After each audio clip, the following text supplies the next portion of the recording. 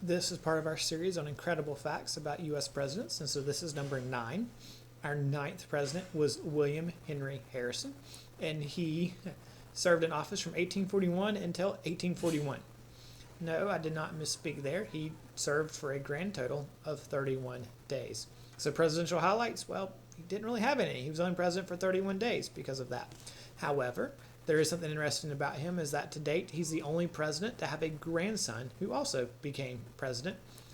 And then he won the presidency in part by claiming he was one of the ones who was really against Martin Van Buren. And so he ran against him and tried to make Martin Van Buren seem like this rich person out of touch with the common person, whereas he was this person who'd been born in a log cabin. But the reality is he was born in a 3-story brick mansion himself, which was a big house by then. Harrison made the longest inauguration speech on record. It was 8,443 words long.